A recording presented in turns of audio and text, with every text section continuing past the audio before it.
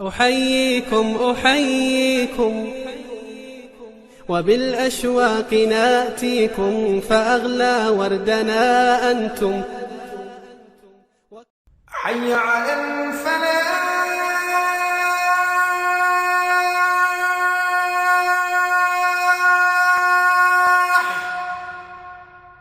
بہلول کا نام آپ نے سنا ہوگا، یہ مشہور مجاذیب میں سے یہ مجذوب گزرا ہے۔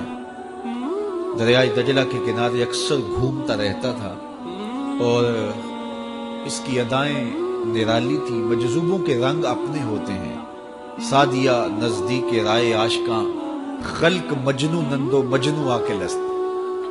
تو لوگ انہیں بے وقوف کہتی ہے، لیکن اہل عقل اور اہل تصوف انہیں دانا کہتے ہیں۔ اس لیے بہلول دیوانہ کہا جاتا تھا، لیکن بہلول دانا کہتے ہیں اہل خرد۔ اصل حقیقی عقل تو ان کے پاس ہیں جو در محبوب تک پہنچ گئے۔ راس الحکمہ تے مخافت اللہ، حکمت اور دانائی کا سر چشمہ اللہ کا خوف ہے۔ تو جس کو اللہ کا خوف جتنا زیادہ ہوگا وہ اتنا زیادہ دانا ہوگا۔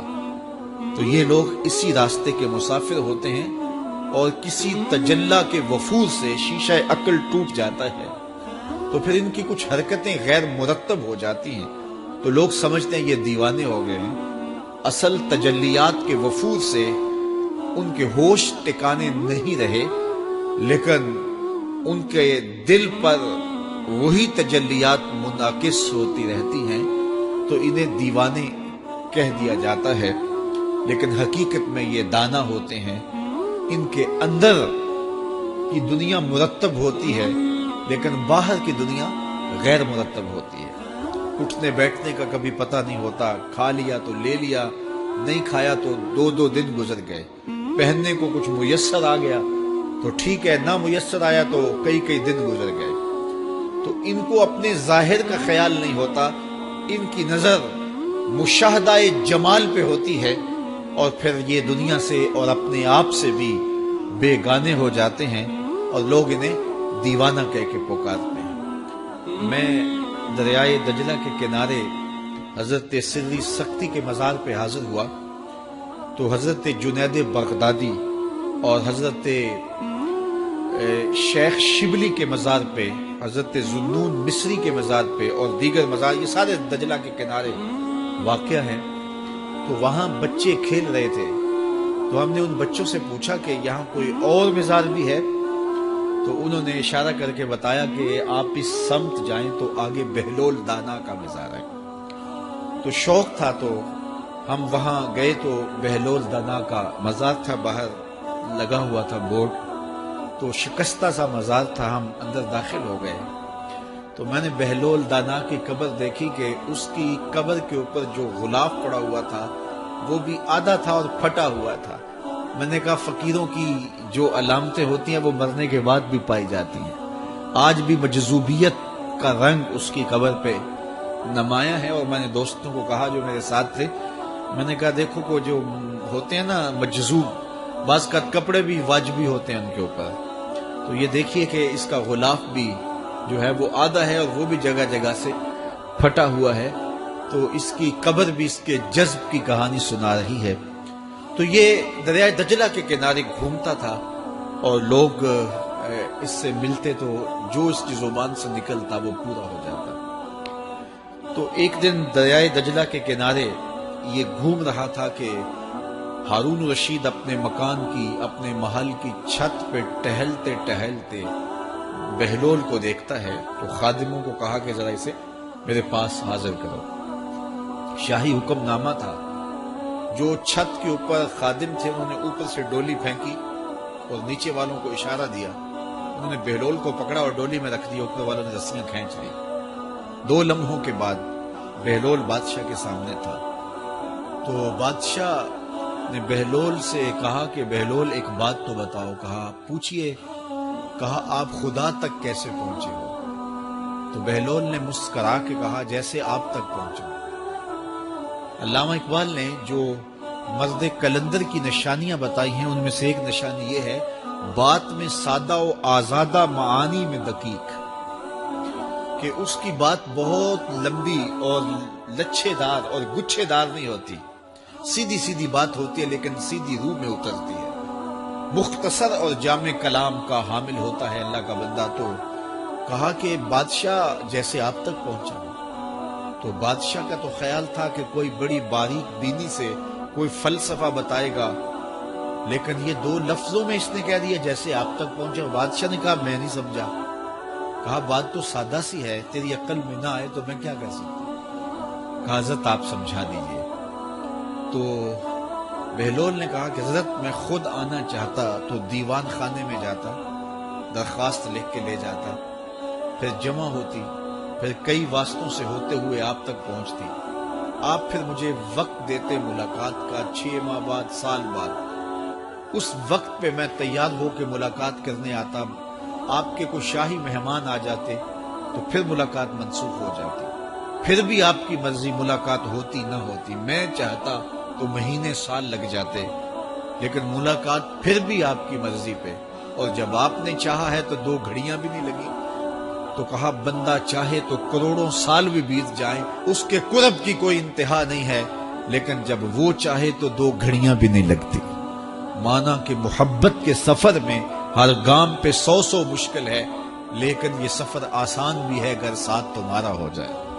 تو کہا کہ قل ان کنتم تحبون اللہ فاتبعونی یحببکم اللہ، کہ اگر تم اللہ سے محبت کرتے ہو تو آسان طریقہ تمہیں بتا دیتے ہیں، میرے محبوب کی چوکھٹ پہ آ جاؤ، اللہ اکبر، جس کو تم ڈھونڈنے نکلے تھے وہ تمہیں وہاں مل جائے گا، اور تم اس سے محبت کا دعویٰ رکھتے تھے وہ تم سے محبت کا دعویٰ کرے گا، اور پھر جب تم اس کے محبوب ہو جاؤ گے تو پھر جو تم کہو گے وہ کیوں نہیں ہوگا، کیونکہ محبوبوں کی تو بات مانی جاتی ہے۔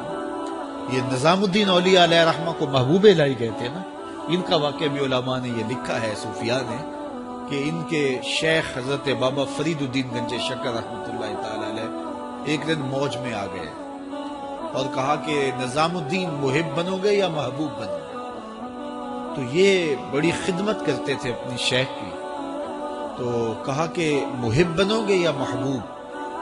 تو کہا حضرت اگر اجازت ہو تو اپنی ماں کو نہ پوچھا۔ اللہ اکبر، ان لوگوں کی مائیں بھی تو صاحب حال ہوا کرتی تھی۔ تو کہا کہ اگر اجازت ہو تو اپنی ماں کو نہ پوچھاؤں کہ محب بننا ہے یا محبوب بننا ہے؟ کہا جاؤ تمہیں اجازت ہے۔ تو گھر کی طرف روانہ ہوئے، 1 دن کا سفر کیا، راستے میں ایک فقیر تھا مجذوب، جو راستے میں بیٹھا تھا، حالت اس کی عجیب سی تھی، تو یہ سلام کر کے گزرنے لگے تو وہ مسکرا کے بولا محب بنو گے یا محبوب؟ تو حیرت زدہ ہو گئے کہ اسے کیسے پتا چل گیا، یہ تو میرے شیخ کا اور میرا راز ہے۔ تو رک گئے، کہا کہ حضرت اگر آپ بتا دیں تو بہت اچھا ہو۔ کہا نہیں ماں سے پوچھو، جو وہ بتائے گی وہی بن جانا، اور اگر ماں نے نہ بتایا تو کل آ جانا، اسی وقت یہاں ملاقات ہوگی، پھر میں بتا دوں گا۔ خیر چلے، رات کو پہنچے، والدہ کی خدمت میں سلام پیش کیا، پاؤں دبائے اور کہا کہ شیخ موج میں آ گئے اور کہا محب بنو گے محبوب بنو گے؟ تو میں نے کہا ماں سے پوچھ لو۔ تو میں اماں جی آپ سے پوچھنے آیا ہوں۔ راستے میں یہ واقعہ بھی ہوا۔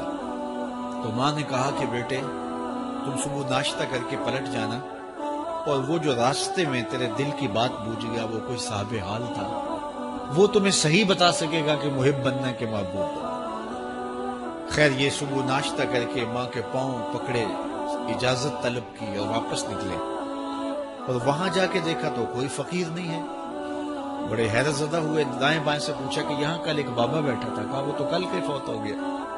تو کہا اس کی قبر کہاں ہے؟ کہا قبر کس نے بنانی تھی اس کی؟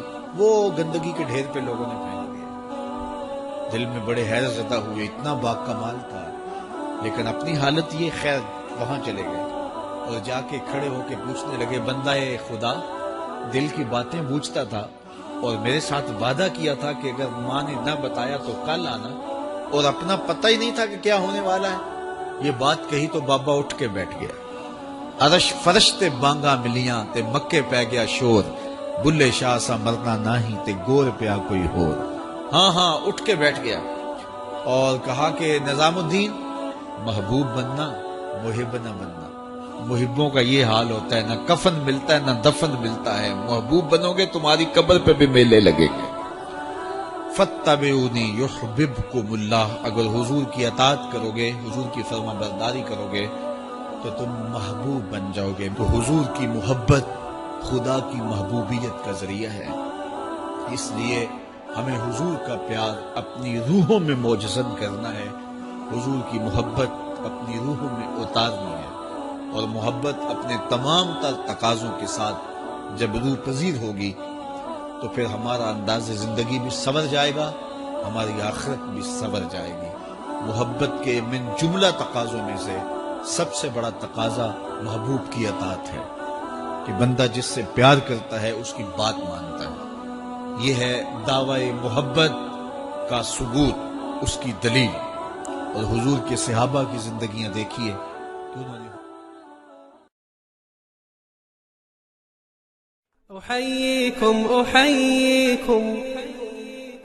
وبالأشواق ناتيكم فأغلى وردنا أنتم وكل الورد نهديكم.